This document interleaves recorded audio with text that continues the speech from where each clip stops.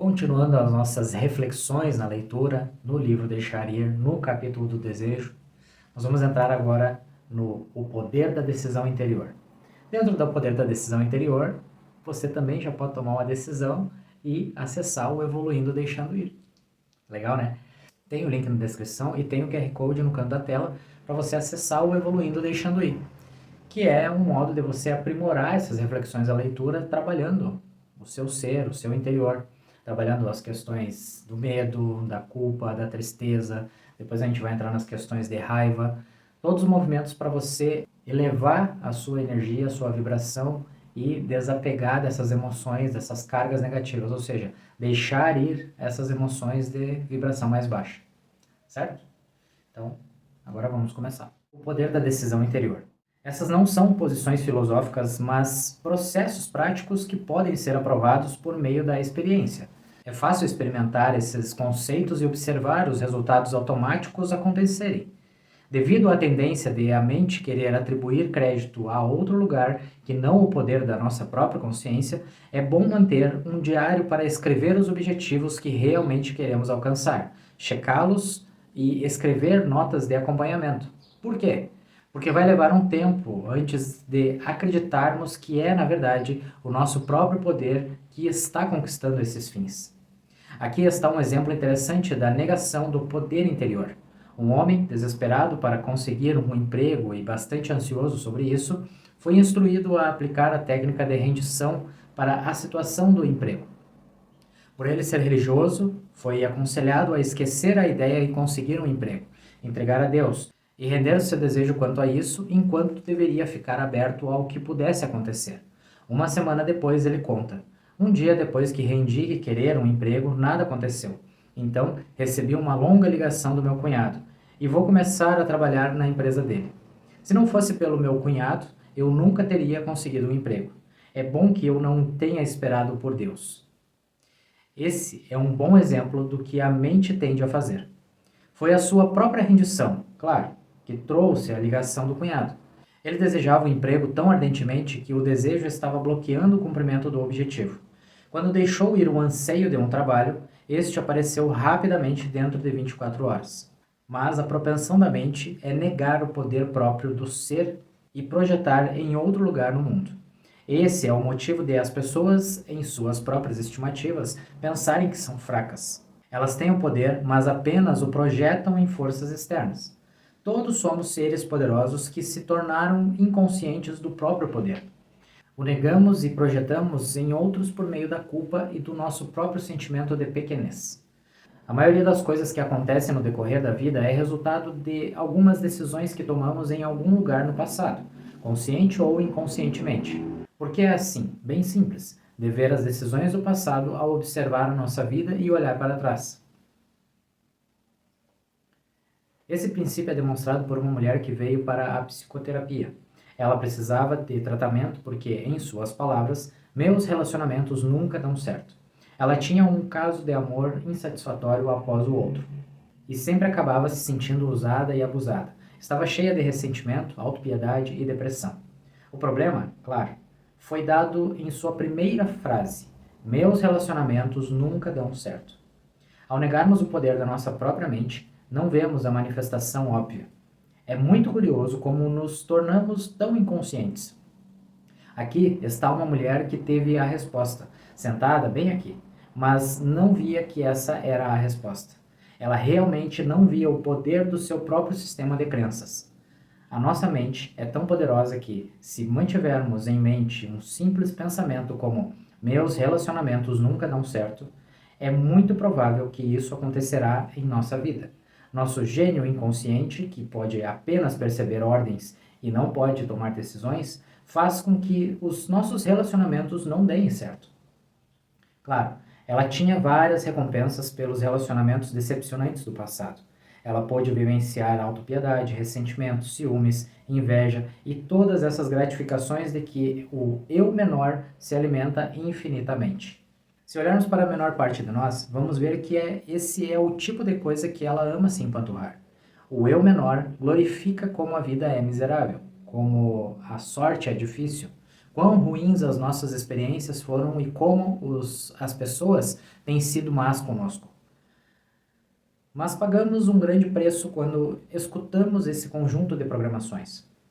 O contrário é obviamente verdadeiro. Se a nossa mente, por suas decisões, tem o poder de fazer coisas negativas acontecerem em nossa vida, então ela tem o poder igual para o oposto, a direção positiva. Podemos escolher tudo de novo. Podemos cancelar programas antigos e fazer isso por começar a abandonar as gratificações que estávamos nos dando com as recompensas negativas. Agora que olhamos um pouco para o assunto, podemos vir com o termo que descreve mais apropriadamente este conjunto de emoções: egoísmo. O simples uso da palavra cria instantaneamente uma resistência devido à culpa. Nós todos nos sentimos culpados por causa do egoísmo. Isso nos coloca em uma situação impossível porque, a fim de realizar o que o mundo nos ensinou, precisamos satisfazer a mesma coisa pela qual nos condenamos: o egoísmo. Antes de olhar para o assunto, vamos primeiro tomar a decisão de que não vamos nos castigar sobre isso e entrar no comodismo da culpa. Isto é o que a culpa é, de fato, não é mesmo? Comodismo. Em vez disso, vamos olhar para o termo egoísmo como mera descrição das motivações coletivas e dos modos de operações do eu menor, que é um aspecto genético da mente com que, devido à própria ingenuidade, nos permitimos ser programados e agora decidimos fazer a programação inversa, como no comando desinstalar do computador. A razão para deixar ir o egoísmo não é a culpa. Não é porque é um pecado, não é porque é errado. Todas essas motivações vêm da consciência baixa e do auto-julgamento. Em vez disso, devemos deixar ir o egoísmo porque ele simplesmente não é prático, não funciona. É muito caro, consome muita energia, atrasa a conquista dos objetivos e a realização dos desejos. Devido à sua natureza, o eu menor é o criador da culpa e o seu auto-perpetuador. Isto é, através da culpa, nos esforçamos para conquistar e alcançar o sucesso. Então, quando alcançamos o sucesso, sentimos culpa porque nós o temos. Não existe vitória no jogo da culpa. A única solução é desistir, deixar ir. Nossa mente gosta de nos fazer pensar que a culpa é respeitável e os culpados no mundo amam idolatrá-la. O que é mais importante, sentir-se culpado ou mudar para melhor? Se alguém nos emprestou dinheiro, devemos nos sentir culpados ou devemos devolver o dinheiro? Se temos a intenção de nos sentirmos culpados, devemos, ao menos conscientemente, escolher isso em vez de ser involuntariamente comandados por isso. Quando deixamos de ser egoístas com E minúsculo, passamos a ser egoístas com E maiúsculo. Vamos do nosso eu menor para o nosso eu maior. Vamos da fraqueza para o poder e do auto-ódio e da mesquinhez para o amor e a harmonia. Vamos do conflito para a tranquilidade, da frustração para a realização.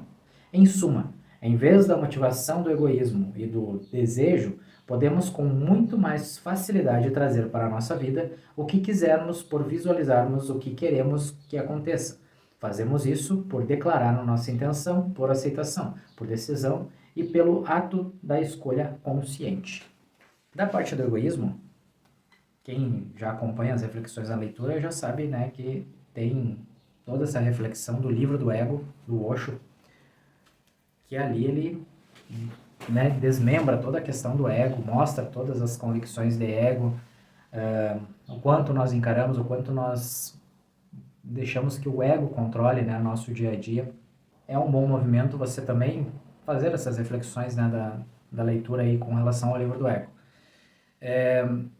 Mas todo esse movimento que ele traz com relação ao desejo é nos permitirmos a deixar as coisas num fluxo mais natural. Todo o movimento do deixar ir é desapegar essa questão da posse, do desejo, do ser como tem que ser no momento que você quiser. A gente tem que trazer essa projeção, essa possibilidade de conquista que a gente quer, né, alcançar algum patamar, ter alguma coisa, mas ao mesmo tempo deixar no fluxo natural. Não tornar aquilo como algo prioritário na tua vida, algo que todo dia tu vai alimentar, sabe, de forma desejo, desejo, desejo. Não, tu projeta, idealiza e deixa as coisas fluírem. Essa é a ideia que ele traz, tá? Para que isso aconteça, quanto mais elevada a tua frequência, mais estável você estiver, mais fácil é de conduzir esse deixar ir.